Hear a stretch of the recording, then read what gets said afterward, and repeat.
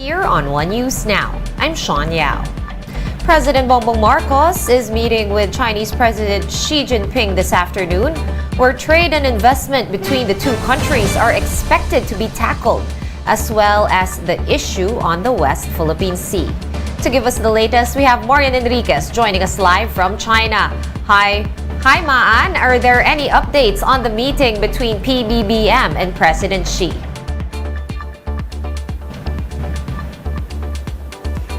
Yes, Sean, President Bongbong Marcos has met with Chairman of the National People's Congress here in Beijing earlier today to talk and discuss about the importance to strengthen the relationship between Beijing and Manila.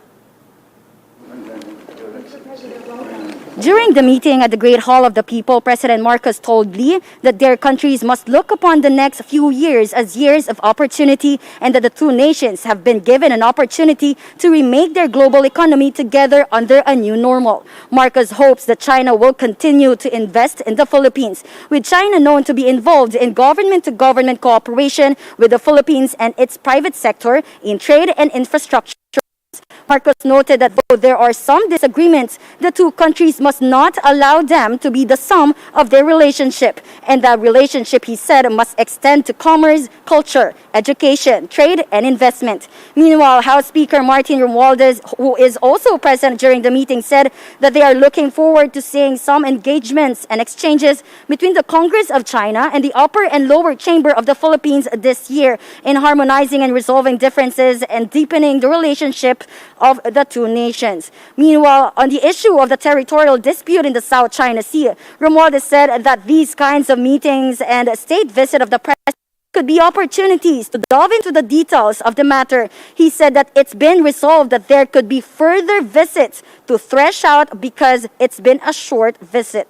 For now, it's a matter of confidence building, and PBBM and President Xi started off with a very cordial and warm engagement, and now they are looking to a very good engagement and the protocols on how to handle the contentious issues that will actually be resolved. Right now, Sean, the president is currently meeting with Chinese counterpart Xi Jinping, and at least 10 bilateral agreements are expected to be signed by the two leaders. And for tomorrow, President Marcos will be at business meetings and is expected to hold a press briefing before flying back to Manila in the afternoon. Back to you.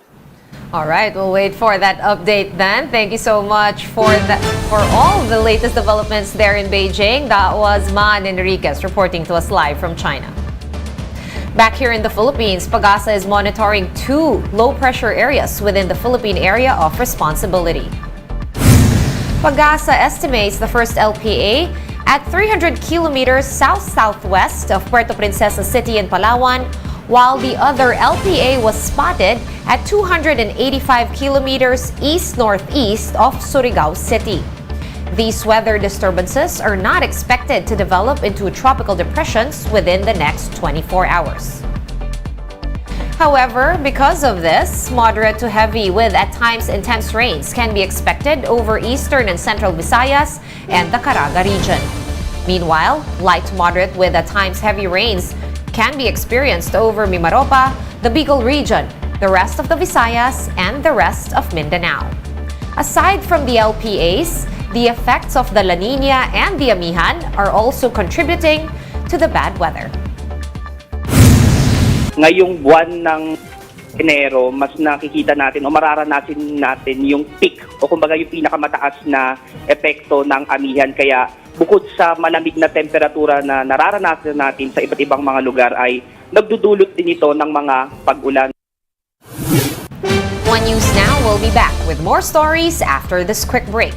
Stay with us.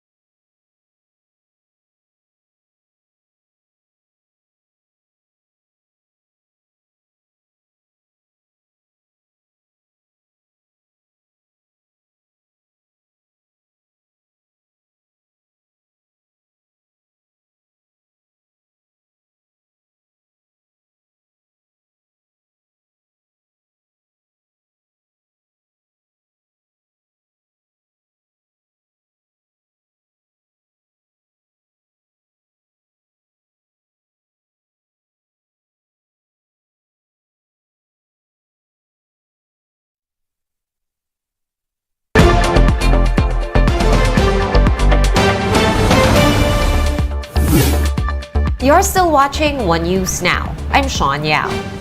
China hit back at other countries for imposing, quote, unreasonable COVID-19 restrictions. China's foreign ministry said they firmly oppose supposed attempts to manipulate the health crisis for political purposes.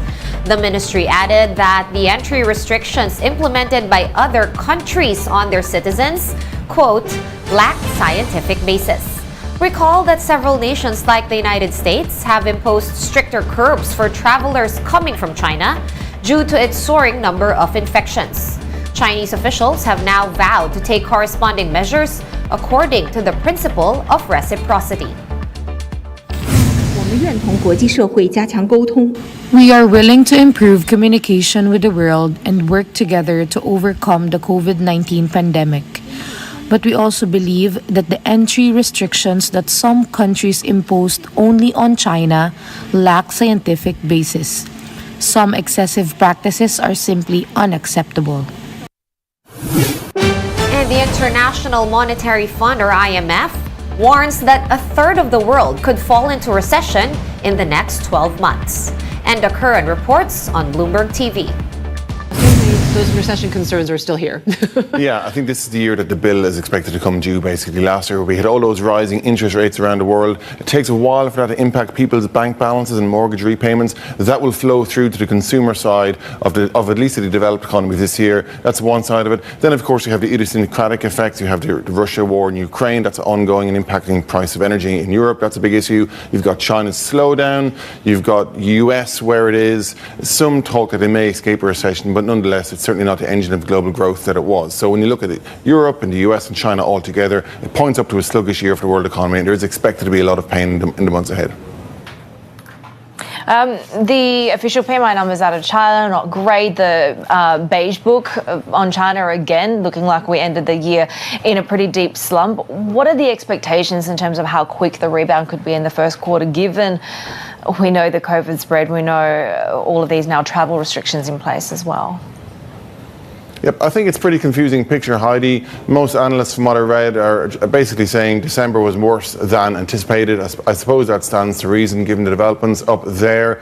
The big question is, again, there's consensus around the coming months will be rough. There probably won't be much of a lift from the Lunar New Year. That's going to be more of a public health story than a consumer spending story. But there's a big question then about when does this reopening dividend start to kick in, or if it does China start to get that boost then maybe from March onwards as consumers get motoring again?